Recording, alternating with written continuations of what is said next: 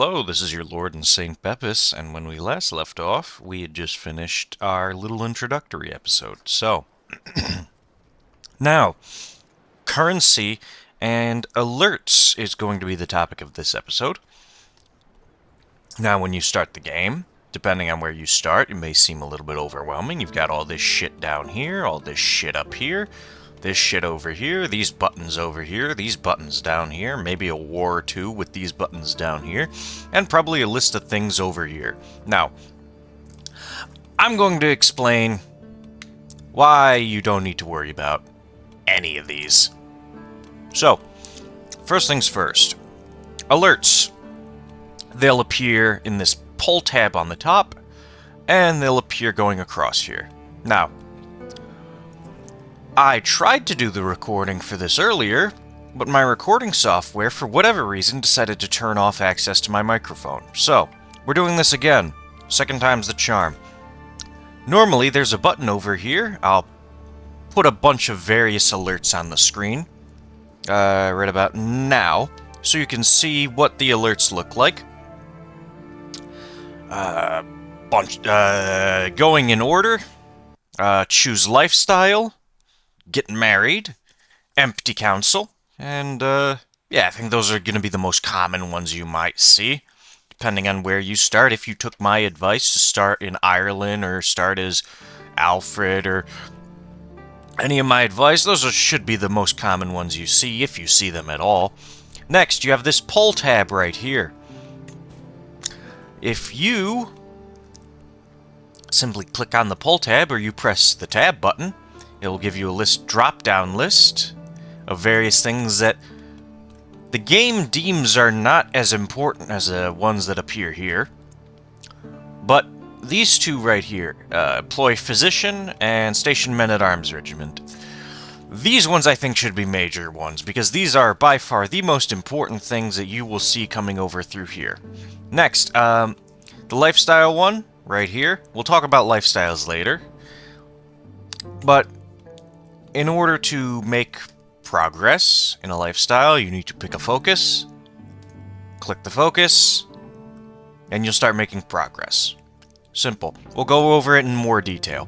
Now, if you have alerts over here, if you hover your mouse over it, like, let's say we hover our mouse over Somerset right here, it brings up this tab on the left. Now, this tab, you can interact with it. If you hold your mouse on Somerset for, I believe the default is 3-5 seconds, you can then move your mouse over to here.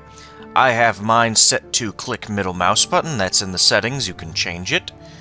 But you can do this, hover over something, and it'll give you an idea, even words. Oh, come here. There we go. Even words. See? There you go. If you don't want to see it anymore, you just move your mouse outside of the box. You can do that with all of the alerts that appear over the top, and if you click on the alert, it will take you to the menu where you need to interact with it to get rid of the alert. Very well. Next. In the top hand right, this is where all your currency will be located. All these right here. Gold, which represents money, the liquid assets of your kingdom. Then you have prestige, which represents how well known you are. Then you have piety, which represents how the church, how well known you are in the church. Then you have renown, which is how well known your family is.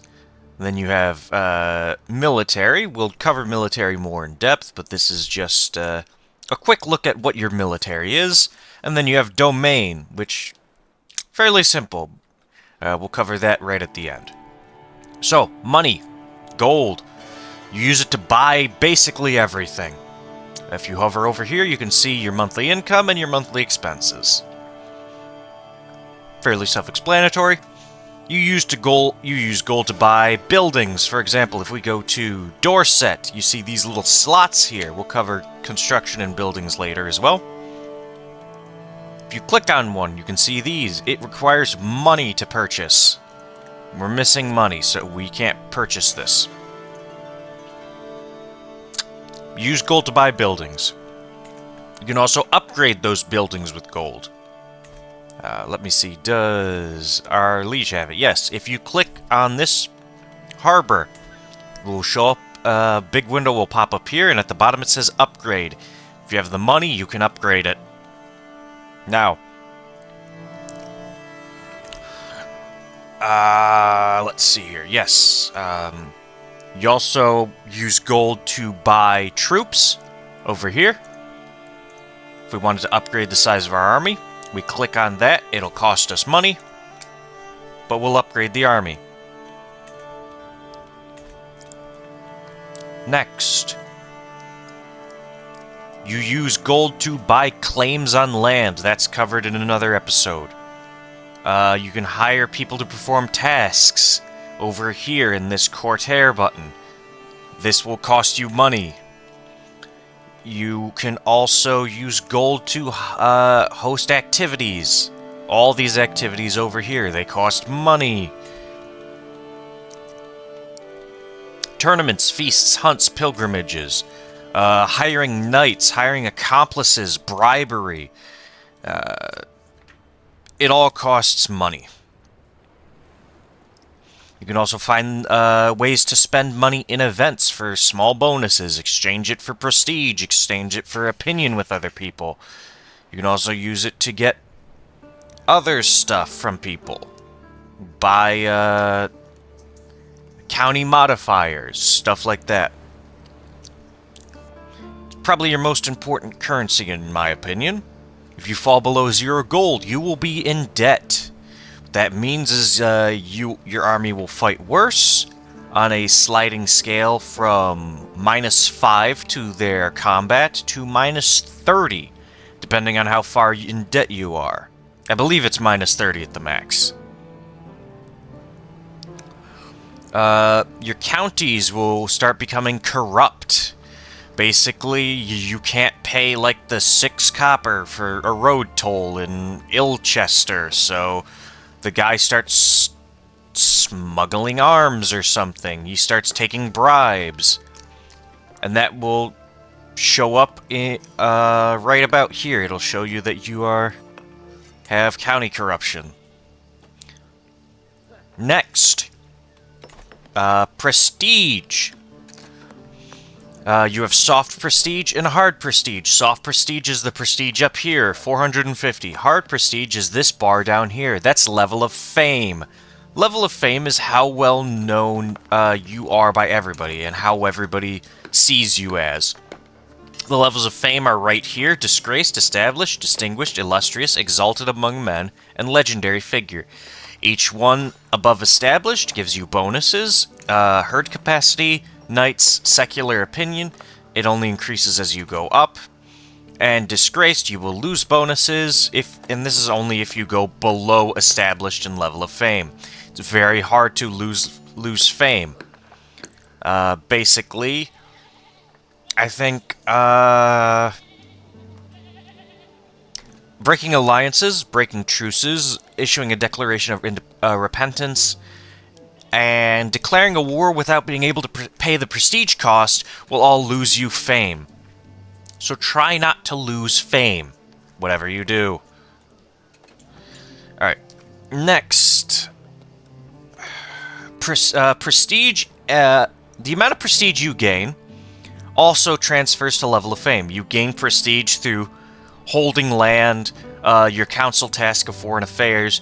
I might, because I'm a vassal and I was made the chancellor, I also get prestige. Your diplomacy skill will increase the rate at which you gain prestige.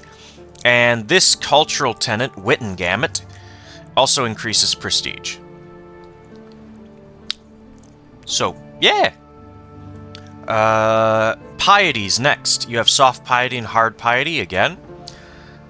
Piety, you gain that through being virtuous, your learning skill, and the religious relations task with your court bishop. Each level of devotion, which is the hard prestige, It goes from Sinner to Godlike, but Godlike, Demigod, and Divine are locked to the Mandala government, so you won't see them unless you pick to play as one.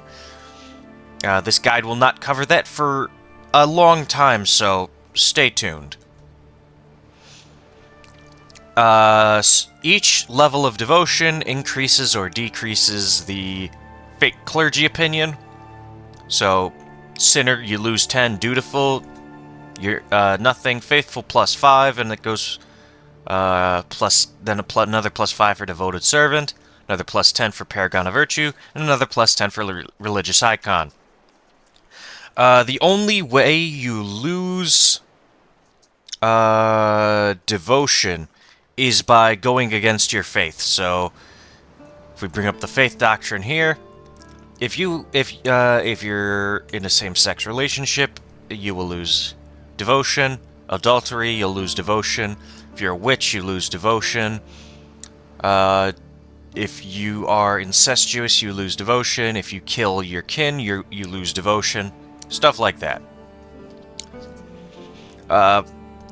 If you gain 200 piety tomorrow, you will also gain 200 devotion. Same thing with prestige and fame. And it also your level of devotion will also increase. The clergy opinion also applies to your bishop. If your bishop likes you, he will give you money and troops. So keep him on your good side. Next, renown. Renown is prestige, but for your entire dynasty. You gain renown simply by having a big family. Your dynasty members will also give you some renown. Just having rulers will give you renown. Given you're probably not going to be in a big family like the Carlings down here, you're probably not going to have much renown at the start or have much gain. Level of Splendor, same thing. Soft renown, hard renown. Your renown you spend over here. If you click on this button here, right above your crest, it will take you to the Dynasty window. If you hit Legacies, you spend your renown to get various bonuses for the entire family over here. My recommendation, the Law Tree is very good. Blood, if you know what you're doing, can be very helpful. Erudite has some bonuses to it that I like.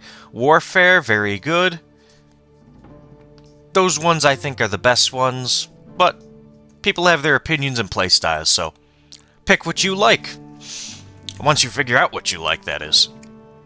Now, renown will increase based on how many independent rulers, and sometimes you can get events that will you can collect renown in. As far as I'm aware, renown and level of splendor do not decrease, except in the event of somebody committing suicide, so. I think it actually has to be the player committing suicide, though. Base origins, obscure, insignificant, noteworthy, reputable, well-known. Sorry, I didn't have this on the screen. Significant, famous, glorious, fabled, and legendary. Each one of these levels will give you a bonus to children born with prestige and prestige from marrying into the family. I'll just slowly go through these. Yeah, prestige. Children born prestige increases by 100 for every level. Marriage into the dynasty increases by 100 for every level, and the long reign opinion increases by 5 for every level. Pretty simple. Soldiers, this is just a quick overview of your soldiers, where they are, and how they're broken down by. We have 400 levies, 100 bowmen, 100 pikemen, and 5 knights, for a total of 632 at decent quality. Quality is the ratio of good quality soldiers to bad quality soldiers. So having more knights and men-at-arms will increase your quality, and having more levies will decrease the quality. Each diamond of quality will give you be a different level of quality, from 1 diamond to 5 diamonds. Generally speaking, if you see a small army that is of very high quality, it's probably going to be more dangerous than a larger army of less quality. And if they're two equal armies of the same size, the higher quality army will most likely win. I accidentally unpaused for 1 second. I am deeply disappointed in myself. My piece of paper that I have my script written on hit the keyboard.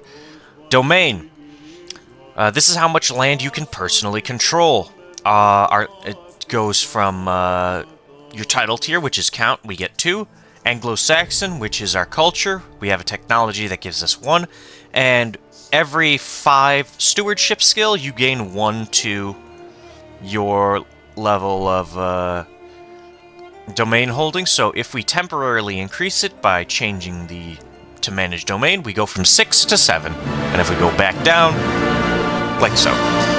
Council will be covered in the next episode, I believe. So I will see you all when we talk about your ruling council.